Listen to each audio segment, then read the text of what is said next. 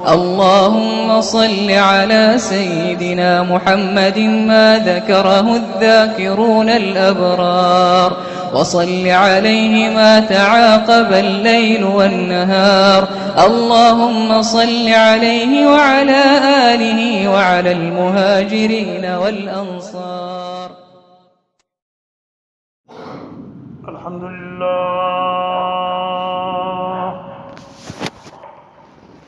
الحمد لله رب العالمين، والعاقبة للمتقين، والصلاة والسلام على سيد الرسل وخاتم النبيين محمد وعلى آله وصحبه أجمعين. أما بعد، فقال الله تبارك وتعالى في كلامه المجيد: أعوذ بالله من الشيطان الرجيم. اتل ما أوحي إليك من الكتاب وأقم الصلاة إن الصلاة تنهى عن الفحشاء والمنكر ولذكر الله أكبر والله يعلم ما تصنعون. پیارے بھائیوں، عزیز بچوں، معززات ماں و بہنوں، اللہ پاک کا ذکر انسان کی دنیا اور آخرت کی بھلائی کے لیے بہت ہی ضروری اور بہت ہی مفید ہے. اللہ پاک فرماتا ہے: یا ایھا الذین آمنوا اذکروا اللہ ذکرا کثیرا وسبحوہ بکرۃ وأصیلا. اے ایمان والو، اللہ کا ذکر بہت زیادہ کیا کرو اور صبح اور شام کے اوقات میں اللہ تعالیٰ کی تسبیح بیان کیا کرو. اللہ کا قرآن ذکر ہے، نبی صلی اللہ علیہ وسلم کی حدیث ذکر ہے، نماز ذکر ہے، اور اللہ کے پیارے پیارے نام ان کو یاد کرنا یہ ذکر ہے. اور فرمایا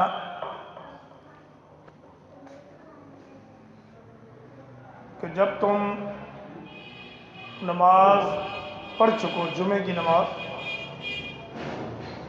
فَإِذَا قُضِيَتِ الصَّلَاةُ فَانتَشِرُوا فِي الْأَرْضِ. جب نماز جمعے کی ہو جائے تو زمین میں پھیل جاؤ. وَابْتَغُوا مِنْ فَضْلِ اللَّهِ، اور اللہ کا فضل تلاش کرو، یعنی رزق تلاش کرو. اور آگے فرمایا: وَاذْكُرُوا اللَّهَ كَثِيرًا، کہ ذکر بڑی کثرت سے کرو. کاروبار کرتے ہوئے بھی ذکر کرو. کاروبار کرتے ہوئے ذکر کی دو قسمیں ہیں. ایک تو یہ کہ آدمی زبان سے ذکر کی کلمات پڑھتا رہے، اور دوسرا اور حقیقی معنی کاروبار کے درمیان ذکر کا یہ ہے کہ آدمی کاروبار کرتے ہوئے اللہ کے حکموں کا لحاظ رکھے، اللہ کے حکموں کو یاد رکھے، اور کاروبار کے دوران ناپ تول میں کوئی کمی بیشی نہ کرے، اور کوئی ایسا کام نہ کرے جس سے اللہ کی ناراضگی کا خدشہ ہو.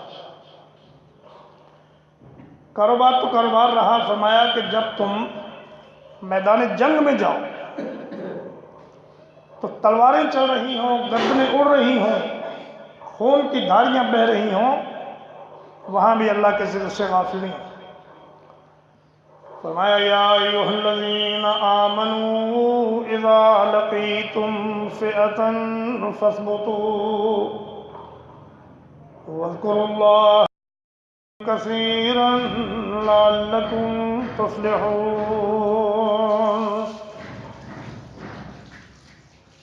کہ اے ایمان والو جب دشمن سے تمہارا مقابلہ ہو، آمنا سامنا ہو جائے،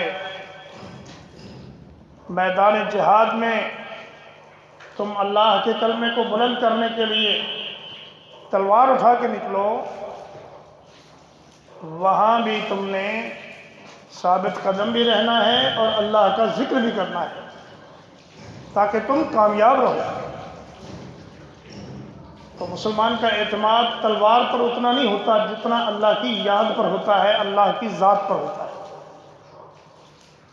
تو اسی کو علامہ اقبال نے کہا کہ کافر ہے تو شمشیر پہ کرتا ہے بھروسہ، اور مومن ہے تو بے تیغ بھی لڑتا ہے سپاہی۔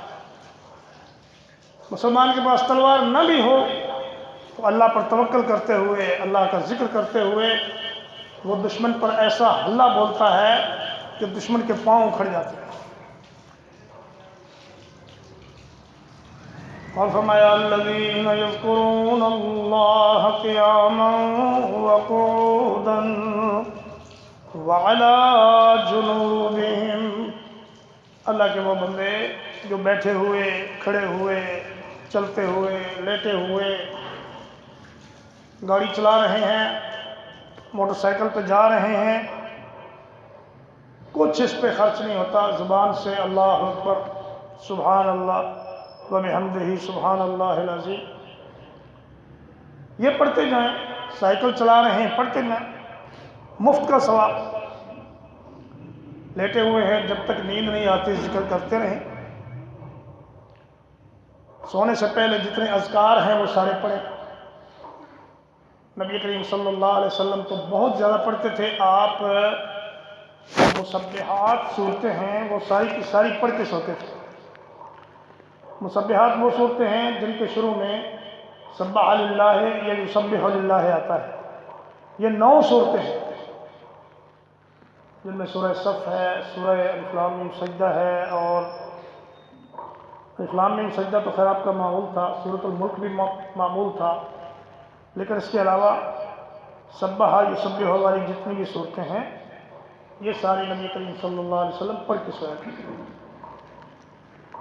اس کے علاوہ آپ سونے سے پہلے آیت الکرسی پڑھتے، پھر قل هو اللہ احد اور قل اعوذ برب الناس، قل اعوذ برب الفلق، قل اعوذ برب الناس یہ پڑھتے۔ اس کے بعد سورۃ البقرہ کی 2 آخری آیات پڑھتے، آمن الرسول بما انزل الیہ من ربہ والمؤمنون یہاں سے لے کر فانصرنا علی القوم الکافرین تک۔ نبی صلی اللہ علیہ وسلم نے فرمایا جو آدمی یہ 2 آیتیں پڑھ کے سو جائے، اللہ تعالیٰ پوری رات ایک فرشتے کی ڈیوٹی لگا دیتے ہیں کہ وہ اس بندے کی شیطان سے حفاظت کرتے ہیں۔ اور وضو کر کے سونا یہ بھی سنت ہے بھائی، اس سنت کو بھی زندہ کرنے کی ضرورت ہے۔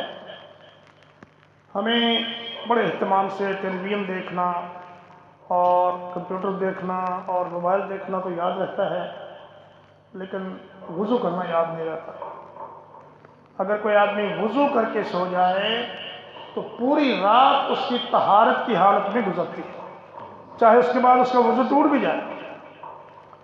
اور فرمایا کہ من قرأ آیتین من آخر البقرہ فی لیلۃ کفتاہ، جو آدمی سورۃ البقرہ کی آخری 2 آیات پڑھ لے یہ اس کو کافی ہو جاتی ہے، مطلب کہ اگر اور کوئی ذکر نہ بھی کر سکے تو یہ 2 آیتیں کافی ہیں، اور اگر نماز تہجد کے لیے نہ بھی اٹھ سکے تو یہ 2 آیتیں پڑھ کے سوئے گا تو یہ اس کے لیے کافی ہو جائے گی۔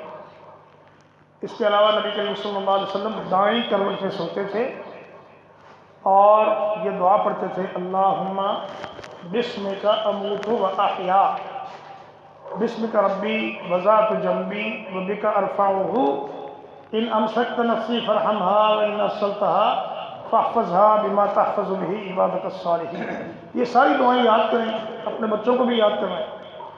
پھر آپ یہ دعا پڑھتے ہیں اللہم انی اسلمت نفسی الیک ووجہت وجہی الیک والجأت ظہری الیک وفوضت امری الیک رغبتا ورہبتا الیک لا ملجا ولا منجا منک الا الیک آمنت بکتابک الذی انزلت وبنبیک الذی ارسلت.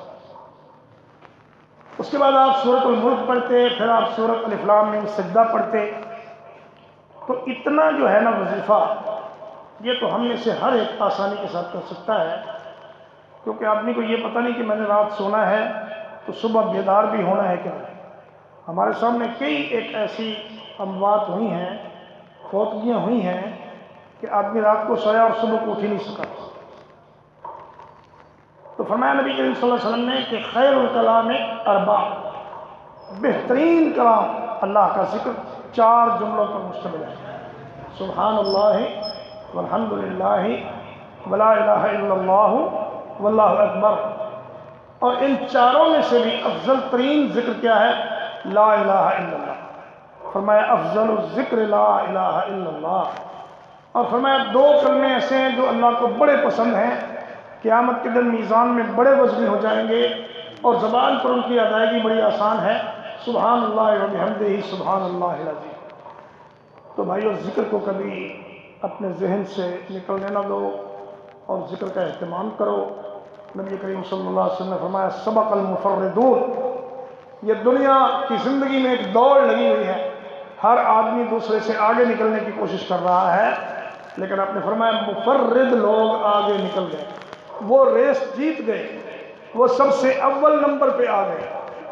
تو صحابہ نے عرض کیا یا رسول اللہ من ہم المفردون، یہ مفردون کون ہیں؟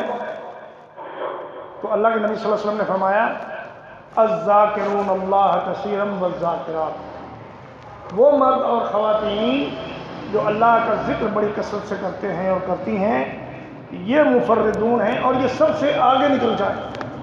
اللہ تعالی ہمیں توفیق عطا فرمائے. اقول قولی ھذا واستغفر اللہ لی ولکم ولسائر المسلمین.